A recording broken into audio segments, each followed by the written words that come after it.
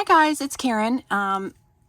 So this last weekend, it's Monday the 27th now of 2025.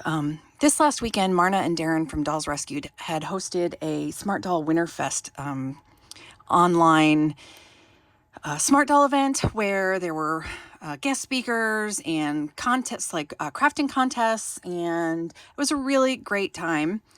A lot of you guys who follow me were in there, and that I follow were in there. And I just wanted to talk about, I didn't have a chance to enter all of the crafting compositions or composition contests. And so I just wanted to talk about the one that I did enter. I think there were 9 people that did this, and we all competed for the number 1 prize. And I knew I wasn't going to win because I didn't follow the rules. The contest was organized so that you had phase 1 was you had to follow all the rules that Marna set when you created the outfit. And number 2, so you got points based on if you did that, if you got a points for everything that you did for following the directions. And then 2, the overall aesthetic, how well you did, how well you sewed it, how you finished your seams, et cetera, et cetera. So I only sent in a 15-second. I thought that we were allowed only 15 seconds and to show off what we did, to be judged on, and I just wanted to talk more about this. This is the first time I've ever sewn for a smart doll, so I wanted to sort of like highlight the pattern that Marna gave us and what I did. I am currently hand sewing everything. I can machine sew. I have 2 sewing machines, both of which are kind of on the fritz right now. And this really killed me. I'm getting a lot of arthritis now that I'm getting older. And sewing by hand at this size, I do everything. If I was doing a running stitch, things would take less time, but I do a back stitch or a half back stitch, and so that takes longer. And I was sewing last night, and I had a break between, and then I was sewing last night, and my hands went numb and tingling. So I really need to sort my sewing machine out. If I do something small, like a 1/12 scale doll, it's fine. But sewing for the larger dolls by hand is a little bit much for me. And something I don't know, for those of you who sew, I'm finding that I like sewing for the Blythes and Barbies. But I'm really finding that I'm liking this 1/4, those are 1/12 scale. And this is 1/3 scale. And I'm finding that I actually kind of prefer the 1/4 scale, like the best. I like the 1/12 scale because it doesn't take as long and it doesn't hurt my hands to sew it. But it is hard to do things that are fiddly at that size.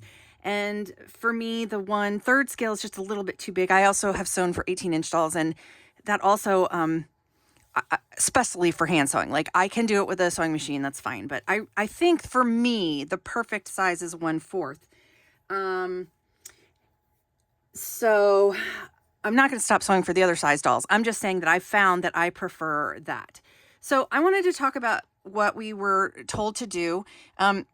We were told to do a tote bag, and I thought it was out of the fabric that the doll came, that was given to us. Like, we were provided the fabric, we were provided the notions. I had lost my notions, and I had to dig in my stash to find some.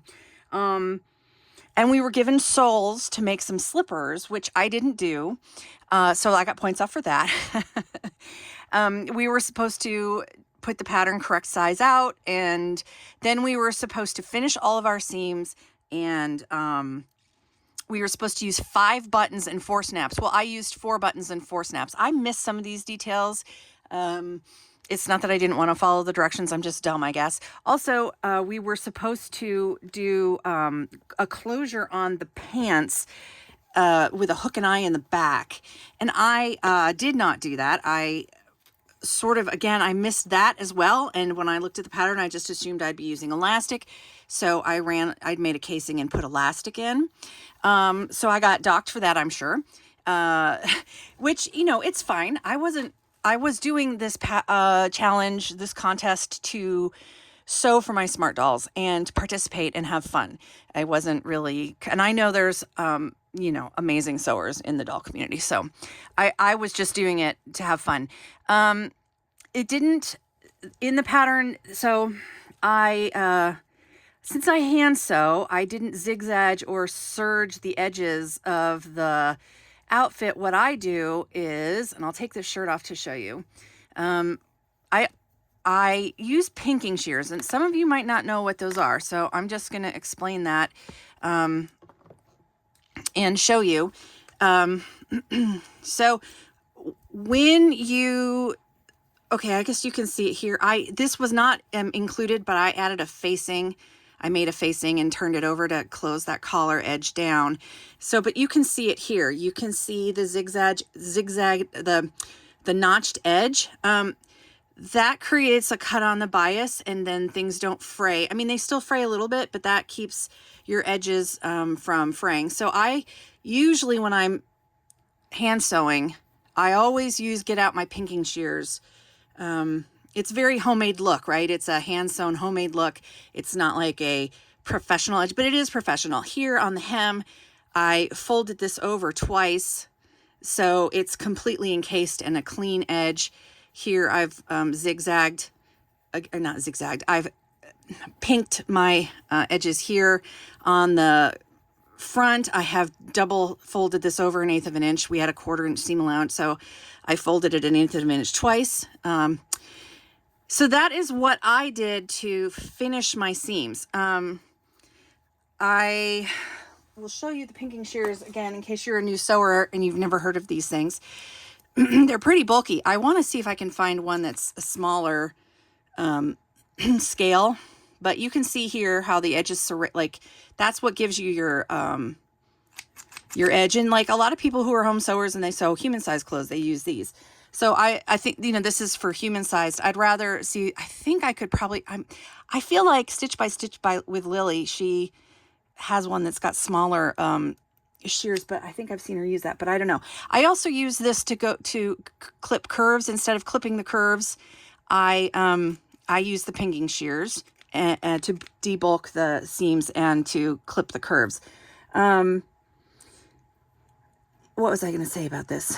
I don't like using fray check anymore because I don't like the way it smells. And when I had my hysterectomy, when I came out of surgery, I ended up with hives and rashes and hives everywhere they had used adhesives on my skin. And I haven't, since then, I can't wear bandages, like Band-Aids and stuff, or any kind of glue on my skin very long. Now, it doesn't seem to be a problem. Like if I'm working with non-toxic tacky glue and stuff, I'm not leaving that on my skin long enough to, it's not something that's instantaneous, but I have been trying to stay away from, glues with a strong odor and stuff like that since I did clip a little bit too close in a couple areas, so I had to use some clear, I have this clear gel tacky glue that I've been trying out. And I had to use that to kind of like reinforce the hems because I got a little too close and I was like, yeah, this is going to come undone.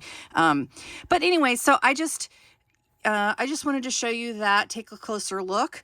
I didn't, people were going to get bonus points for if you had like done a buttonhole in the back to put their port stand in, which I did not do. Here's their port stand. And it's funny because when I had seen the instructions, when I found the instructions for the back closure with the hook and eye, I had already sewn the back part of the pants, and I was not, and pinked my edges, and I wasn't not about to adjust it at that point. I wasn't, because we only had so much fabric, and if I didn't really have enough to pick it out, and so I just continued on with the elastic here, and which worked out fine. They look great, all closed up. And what else was I going to say?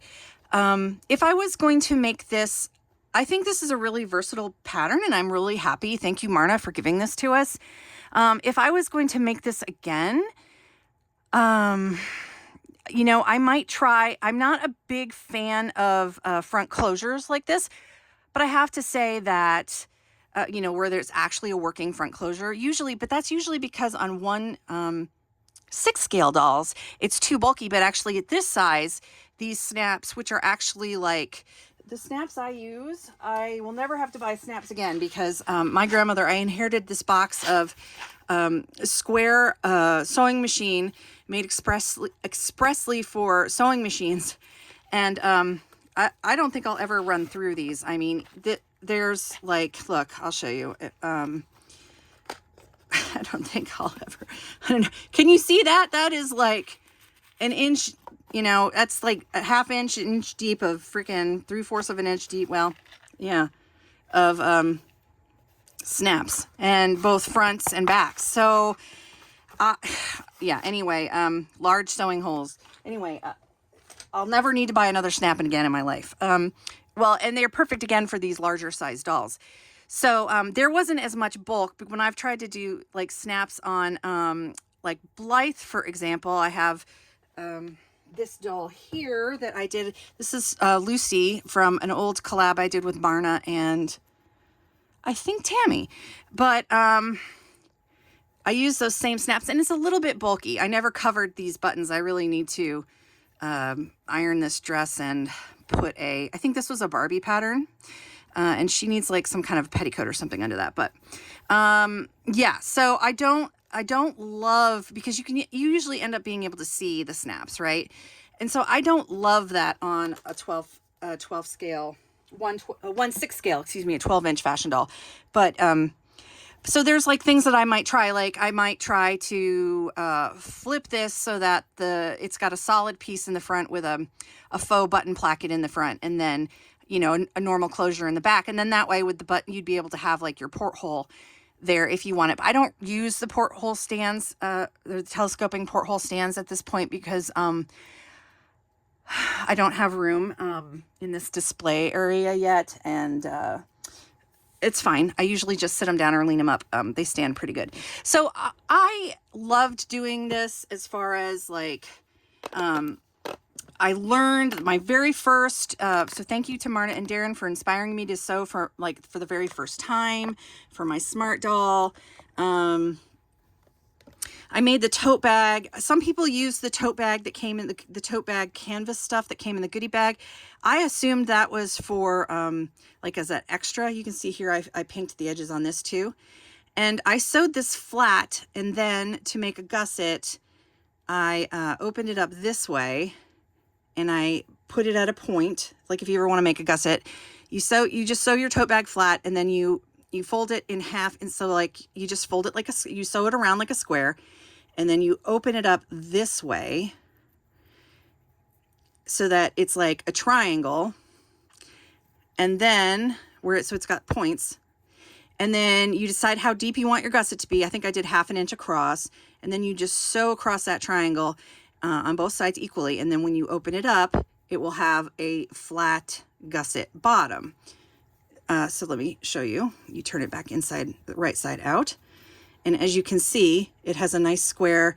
I finger pressed it so it would be nice and crisp, because I don't have my iron going at these days right now. So now it has a nice flat gusset. And then I also, I made these I think I made these an inch. I cut out inch wide strips, and I folded them in half and then over itself again. So they were so I had 1/4 inch straps. And then I wasn't about to, what am I trying to say? If I had a sewing machine, I would have just top stitched along this edge here.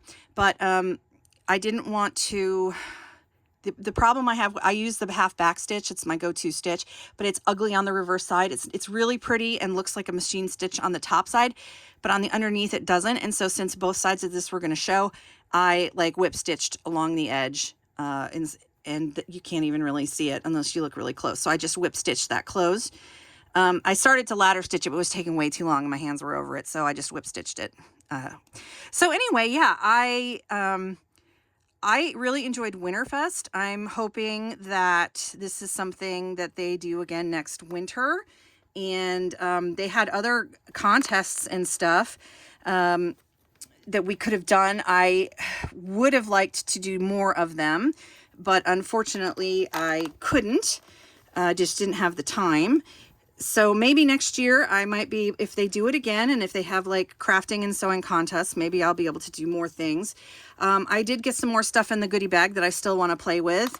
I think there's like a skirt, and I have to go through it again as I got it a few weeks, a couple weeks back, or when they first went on sale, I bought the goodie bags. And so I'd like to actually use the soles and make some shoes. Yeah, so and they sent in, the goodie bags were great. They sent in a lot of fun things like hangers and some mugs for the dolls. And so yes, so I hope if you went to the Winterfest, and let me know what was your favorite part about it. And I'm going to talk to you guys again very soon. Bye.